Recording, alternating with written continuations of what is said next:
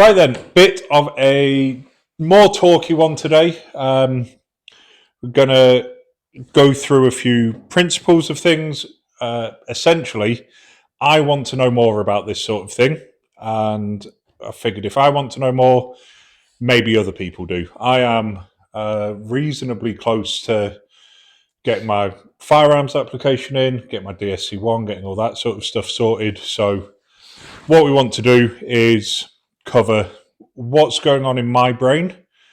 Hopefully, it's not what's going on in other people's brains because it's a weird place to live. But maybe some of the questions are things that have come up. Whenever you speak to people about it, they go, "Oh, well, you should just look online." So that's what we're doing. We're putting this online. Alex has kindly bought a variety of big booms. We are planning a trip up to Scotland, which we're going to make quite a few videos of, which will probably feature the biggest of booms. And we are going out foxing this evening, which will feature the smaller boom. But from a licensing, application, and what is in my mind point of view, I'm going to say stuff, and then Alex is going to answer with hopefully logic, other than 6.5 Creedmoor, which is, there are reasons not to have that, and most of those are owning functional testicles. You've put in for one, though, haven't you? No. So, firearms. Things I didn't realise at the start is when you put in for your firearms, or whenever you buy guns or anything like that, you need to say exactly what you want, what caliber you want, the reason you want it, how much ammunition you're going to store, and all of that. One thing I'll make clear is there are going to be no specifics in this, mainly because nothing has been granted, so I can't say I have got this. It's going to be what I want or what I need and reasons that is a good or bad idea. We will start at the bottom. For me, one thing I'm really interested in is firearms air rifles. As far as I know, that's not something you have. No, I don't have one. Is there a reason you don't have one? Would, anything like that? Practicality.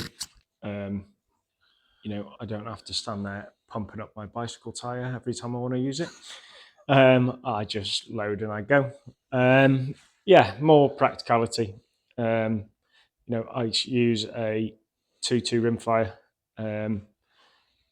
They are fairly similar in what they do, really, size-wise as well. Bullet size, they're fairly similar, but it's just the practicality. Bullet in, goes bang, and I can get the job done. I don't need to worry about pumping things up and pressures and everything like that. It's just simple, really. Yeah, I think the thing for me that appeals is with something like a .25, quite a high power firearms air rifle. When it comes to rabbits and small game, they're fundamentally silent. You're shooting consistently whilst your pressure is where it's meant to be.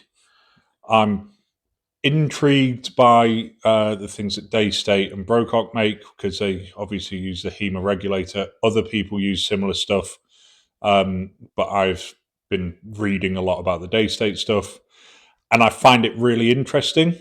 That necessarily isn't enough to justify getting one, especially not from a licensing point of view. I think I want this isn't really a justification. No, you've got to have your reasoning behind it. Obviously, yours is your pest control around the farms and everything. Obviously, your Daystate that you've got now, air rifle, you don't sort of, round farms, you don't have to sort of be as worried about sort of what you're shooting into, let's say. Because obviously feral pigeons like sitting on rooftops. Yeah. A lot of farmers have concrete roofs. We don't want to blow a hole through. The FAC air rifle will go through it, where your 177 won't go through it probably. No, it sort of bounces off or stops in the pigeon most of the time. So it's sort of comes down to application again and reasoning behind needing one. So if you've got problems with obviously rabbits on the farm, then it's a good caliber to use. Like you said, it's silent. I mean, 2.2 rimfire, very silent. Yeah. But then, like I've said to you, it sort of comes down to your preference, what you like shooting, what you obviously your application on that sort of caliber is all sort of the same. Yeah. So it all comes down to what you want to be using it for, where you're going to be using it. I mean, they're all pretty silent. So I would just recommend it comes down to your preference. If you want an FAC air rifle, get an FAC air rifle for that job. Yeah. If you don't get, we spoke about obviously the rimfire, 2.2 centre fires. Obviously it all comes down to the sort of application. Obviously, you want 7 HMR. We've essentially spoke about every possible caliber, from like a sub 12 foot-pound up to tanks and everything in between. And I think, like we were saying earlier whilst we were just chatting, I think there is a nostalgia that people have with rimfires, is that generally it was your first rifle, like your dad had one, like everyone seems to have this story of they want one because that's what they've always had. But for me, the stories of misfires, ricochets, and inaccuracy are something I'm unhappy with. But as you've explained, if you invest a bit of time at the range and buy essentially every bullet available and fire them through your gun, you will find a match that minimises all of the negatives. Yeah, it's that, and that goes for every gun. Every gun I've ever had always seems to prefer a different bullet to the other one. Not all brands, they're all different. I mean, I home load both of these, so I can sort of tweak and play a little bit. Obviously, if you're just using factory ammo, every gun is different. 2.2 I found, obviously I don't reload a 2.2, so I have found that specific bullets it prefers. I mean, accuracy wise, mine is very old because I've had it for a very long time and it was very old when I got it. But it still holds a fairly good group at 100 yards if you want it to. And it's more than capable of doing that. But then that comes down to your scope as well after. And you knowing what that bullet's doing at different ranges. And I think that highlights one of the limits of the FAC air rifle is you're still not putting a lot of weight downrange. There's quite a long delay between, in terms of ballistics and firearms, there is a long delay between pulling the trigger and the projectile leaving the end of the barrel and then it hitting the target. There's a lot of loop with the FAC, which there doesn't tend to be in 2.2s unless you're ranging stuff out. Yeah. So it's a conversation we've had a lot of. I'm maybe looking at 2.2 Hornets, but they're maybe overpower for a lot of things. So then it'd be that question of, do I just keep a sub 12 foot-pound for stuff around the farm? And then when we're out shooting rabbits and other things, we will use maybe a 2.2 Hornet or something like that. Because essentially, whilst 99% of what we've been doing so far has been pest control, it's always been pest control with the view of what we're shooting is food as well. Yeah. And, you could shoot a rabbit with a 308, but it's it'll be dead, but you need a very small freezer for what you can get out of it. And then land limitations as well. So few places where we shoot are limited to 2.2 calibers, or up to that size. Some are, no bigger than this. Then we look at the quarry, and it, from someone getting into this relatively late, but being obsessive about wanting to know everything, there's a lot of considerations when it comes to. I mean, the reality is, if we're pulling the trigger, it's with the intention of killing something, and you need to do that as ethically and humanely as possible. But on the other hand, we're putting food in the food chain or for ourselves, or if it's edible, we want to be able to eat it. Yeah. And yeah, you could argue shoot everything with a massive caliber, but then it's not food anymore. No. And obviously head shooting, because we want, it's efficient on rabbits. You get the food out. You want the carcass to be edible. If you're using a bigger caliber, yeah, head shoot them, and it's fine. But it's that margin of error when you're shooting. If that on a large caliber, if the bullet strays or you pull the shot, anything, then yes, it's still killed the animal efficiently, but the usability of that animal becomes sort of exponentially less. Dog food. So, and I think that's the thing for me is like we've had, like as I'm in the process of, I'm planning my application rather than it being in. There's been a lot of conversations about like what are we going to shoot, what is it for, and what is the purpose of it, which brings us quite nicely to what is in front of us. So for me, I think maybe the best foxing rifle or best foxing caliber is that one, which is a 22-250. yeah. Like foxing is like we're not going to eat them, but they are really destructive. We've got rid of all their predators, so we have to address the balance. And this is the situation where you want to know if you're pulling the trigger, the round you're putting down there is going to do that job. And I think the bullets that you use in this do that job sort of incredibly well. They do. Yeah. Because I've used a 243 out in Wales on the foxes. It kills them, but it's very much, it's a different sort of thing you're getting to. Yeah. The 22-250 expands so quickly, or the varmint round that you're firing expands so quickly that like we're always aiming for the best quality shot possible. If you hit that fox anywhere in the torso or head, it expands so fast and puts so much energy into the target that it is going to die instantly, and that's vital for what we do. Yeah. Well, like we were saying before, a bit like that, any gun will kill something. You put the bullet in the right place, but then it also comes down to bullet selection. Yeah. Like you said, your 243. It all depends what sort of bullet head you're using.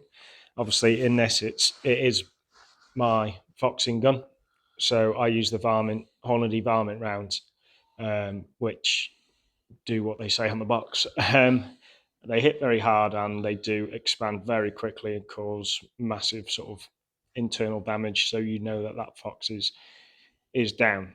But it does. I mean, the thump that comes out of these rounds is it's very different to the 243 in the sense that the 243, again, I don't know what bullet or tip or anything we were using, but that was more of a crack when it hit, whereas this is like a thump. Like it sounds like it's getting hit with a massive thing, and obviously it isn't. It's just expanding. Yeah, and it sort of dumps all of its energy into that animal.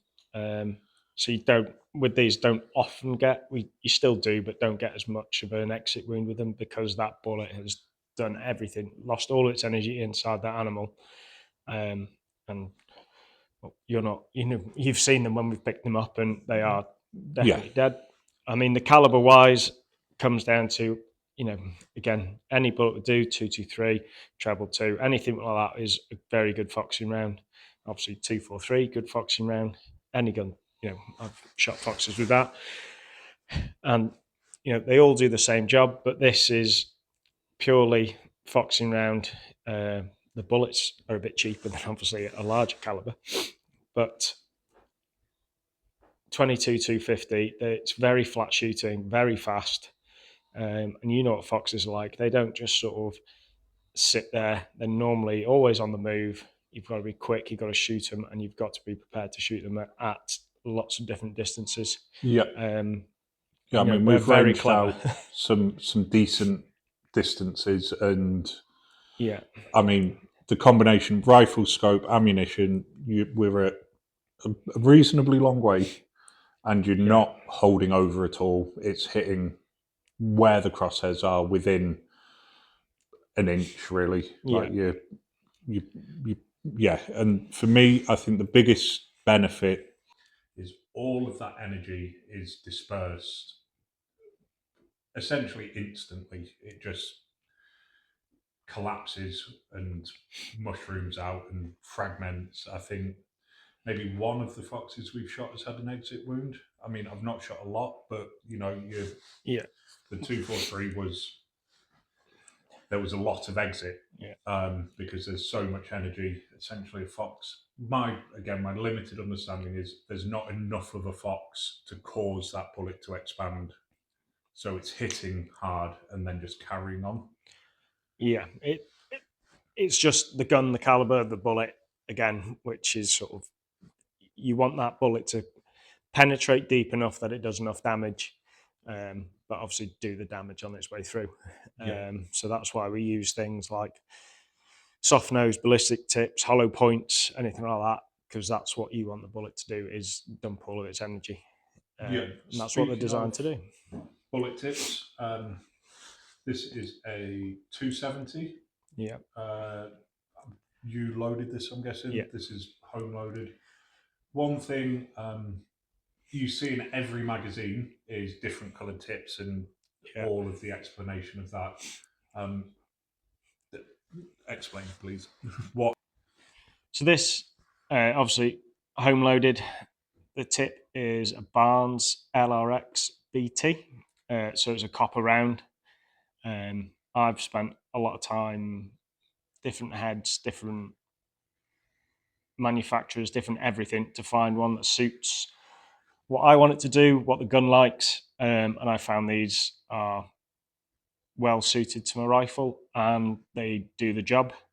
I mean, we head and neck shoot quite a lot, and they work very well. Chest shooting, perfect. I do find with using copper, I do aim slightly further back on the rib cage, so I'm just pushing it just behind the shoulder a little bit more, only because I find they actually do less damage. Basically, they still do it. They do enough damage to put the animal down quickly, but if you're hitting the shoulder, I do find the copper ones, these are making quite a big hole in them. So is that because of hitting the shoulder blade and it hitting the shoulder blade and expanding, and they make a bit more of a hole, and they will deviate. Right. So it's better to go back a rib. I found going back slightly, they're working better for me anyway. This going back ever so slightly, but obviously where we're shooting, it's sort of woodlands. We're doing a lot in at the moment, and head shoots, head and neck seems to be a lot better for us at the moment, and these work perfectly well. Again, when you talk about the tips on different heads, a lot of the tips will do different things. Yeah. Very quickly. So in terms of the change from lead to copper as well, obviously that's not fully come into effect. No. However, it's going to, and there's no point fighting that really. It feels like there are a lot more important things to fight at the moment in the countryside. Has that changed your approach to, could you home load? Have you changed stuff? Did it take much thought? Or was it, here's a copper tip, I'll put it in what's always worked? No, I've probably gone down a little bit on weight than I normally would. With a lead, I'd probably be a little bit heavier. So this is 129 grain, I think. I mean, even in lead, I was normally shooting 130s or 140s anyway. Yeah.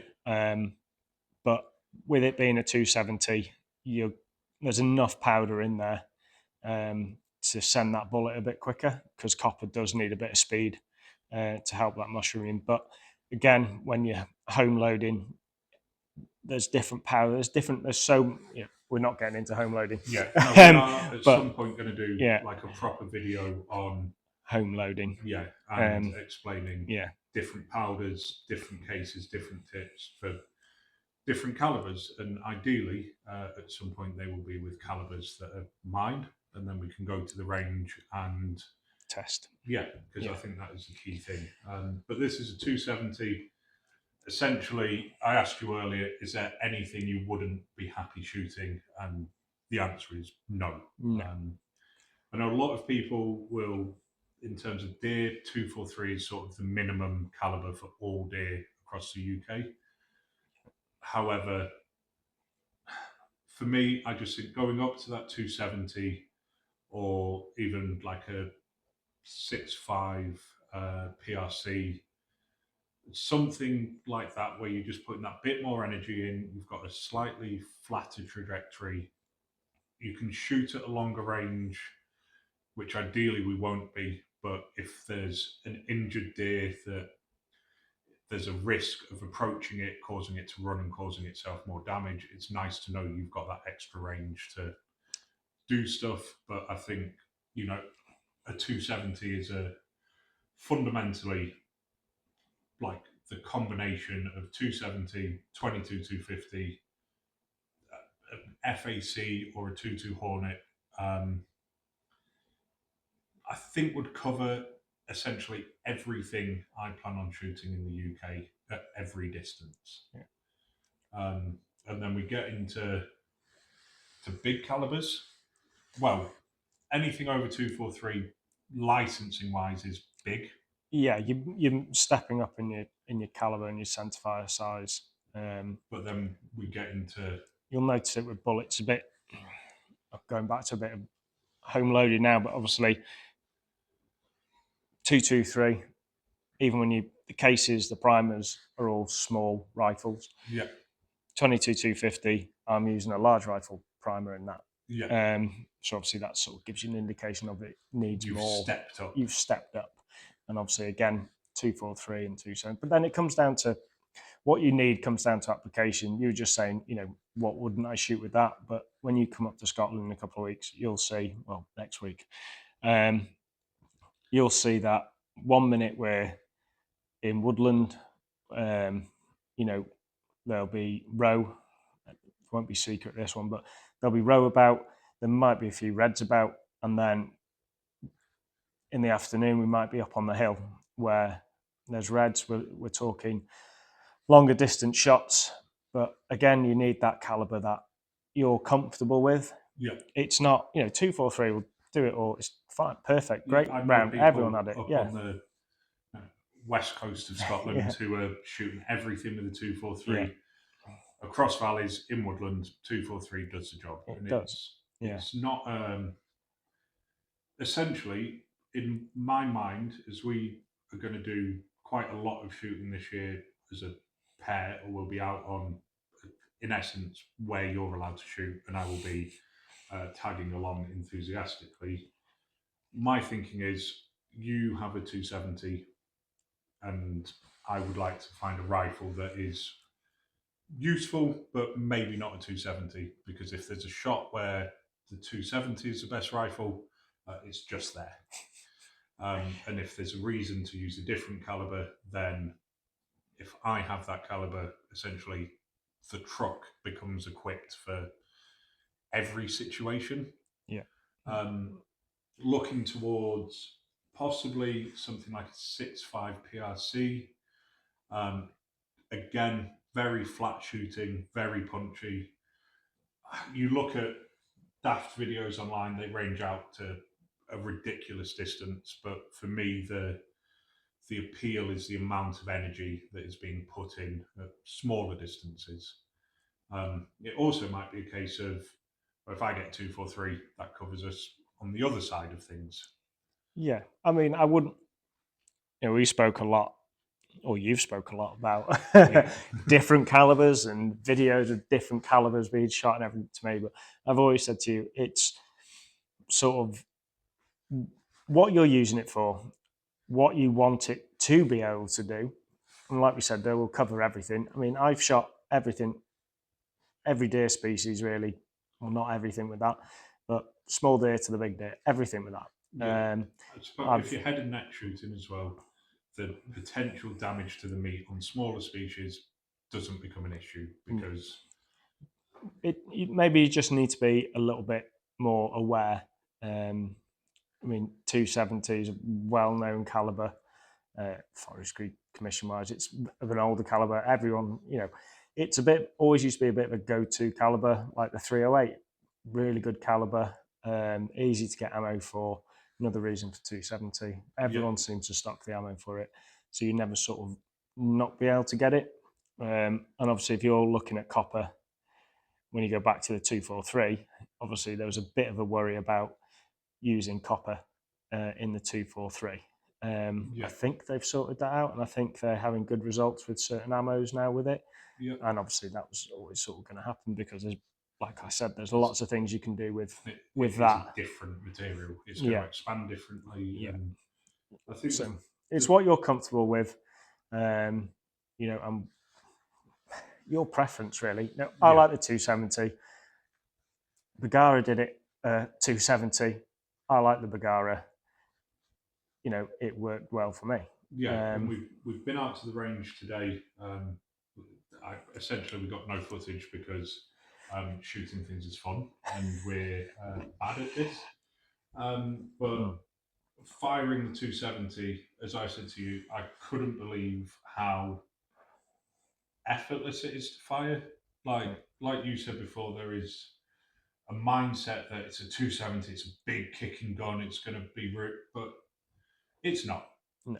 And I'm, slightly larger than average as a person, and that is a very comfortable rifle to shoot. Hopefully, over the next however long until my license goes in, I'm able to shoot as many calibers as possible. That's one of the things that I'm trying to do. We're trying to sort out for content as well as going around shooting with other people who know what they're doing basically and good at what they do. Seeing, why are you using this to shoot Montjac and Chinese water deer compared to this? Why are we shooting reds on a hill compared to reds in forestry? And there are people say, oh, there's 6 species, but there's however many different environments where all the considerations need to be made. But I think for me, the biggest takeaway that I've had recently from me talking a lot about calibers is find what you like and what does the job. And for me, it's the lower end I'm pretty comfortable with, and then big booms are still, it's up in the air. Yeah, I mean, you don't need to worry. Like you said, you're not of small stature, so something that's got a bit more energy behind it is not going to affect how you shoot at all. You still carrying it. Same with.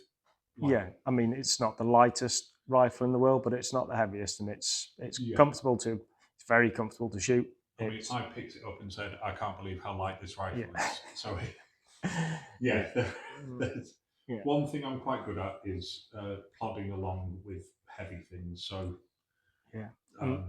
it's all. You need to be the rifle needs to suit you. If you've got a long walk and you need to be comfortable behind a rifle, you can't be scared of it kicking you because you need to be able to shoot said deer. Let's say with that. So if you're shooting a deer, you need to be able to reload that gun and get back on that deer. Yeah. Just in case it needs a follow up. So you need to be comfortable behind the gun. Yeah. If you're not, then it's no good. And then it's all about everything, right? Even the scope. The scope needs to, everyone says whatever you spend on the gun, you're spending at least on the scope. Yeah. I mean, obviously that's Bagara with Swarovski on top. So the Swarovski was twice the price of the Bagara. So I noticed with this setup, shooting on the range at a 12-inch target, from dead center, I was probably a full target to the left after the shot. Yeah. Obviously, the shot has hit where I've aimed. In terms of kick, it's 8 to 10 inches, but dead on line. So I would be very comfortable with that rifle going, I need to reload and get back on target. Yeah, that probably comes down to the rest as well. I mean, we were on the top of a pickup. It's slippy, a bit bouncy, so you're going to move. I mean, with a 270 shooting off sticks, it will put you off what you're looking at because the recoil is enough just to pull those sticks back. But that's something you'll get used to anyway. It's not like a smaller caliber like this where there's no kick, there's no movement on it really at all. I think I was 2 inches up, 2 inches left. With on the same target, which again, I would still hit the target. Like you're still on it. Yeah. But a different rest, you're lying down on the middle of a hill, and that's locked into mud and heather. It's not moving anywhere. I wouldn't take that as a good example, really. It's all about your rests, how you set up, and the firmer you are. Obviously, it's not going to move. And obviously, decent scope. I mean, we were obviously zoomed quite far in on that target today because we were checking where the bullet strike was on the target. But most of the time, you're a lot more zoomed out. Aim small, tiny movements. Aim small, miss small. Yeah, that was what I was saying when we were out about the MDT guys.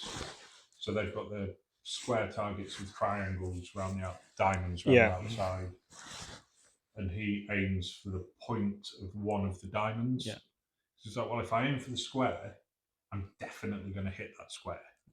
But if I'm aiming for one singular point, then you're going to hit there. There is an archer who throws aspirin in the air and hits them with a bow and arrow. And really interesting video with him. And his theory was, if you aim for the center, then the center is the same size on everything because it's one infinitely small point that is the same on everything. So if you're aiming for the center of whatever you're thinking about, you should be able to hit there. Or if you miss, you're still within a very small space. So it is, this video has probably been exactly as many minutes as it has been now. It is now dark. We're going to eat some venison probably, and then go out foxing. There will be no clips of that because we are fundamentally bad at this. We will be better. But eventually we will be better. We'll go to Scotland in a week, which in video world is probably 2 weeks ago.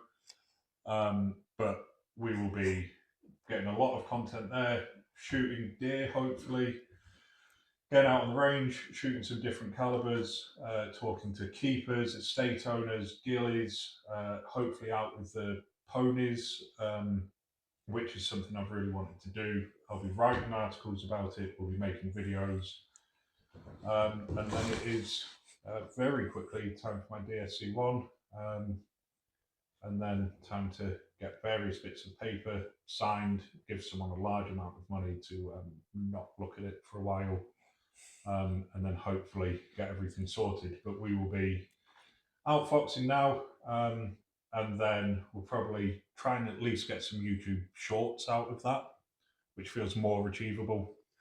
Of Dan spotting rabbits every 5 seconds. Well, it's not my fault, blame the keeper. But yeah, really excited about the upcoming trip. I've got Britain's Strongest Man in 5 days with Gav, who has had his delivery of venison. So we are going to attribute that to whatever his result is. Hopefully it's good. You best win now. If he doesn't, I know he hasn't been eating it. Yep, that's how that works. But yeah, that is it. Thank you. Hopefully this was useful or interesting, or at least you watched it enough to realise you don't like watching it, and then you left it on in the background. But like, comment, subscribe, do all that sort of stuff. And yeah, let's go eat some venison and shoot some foxes.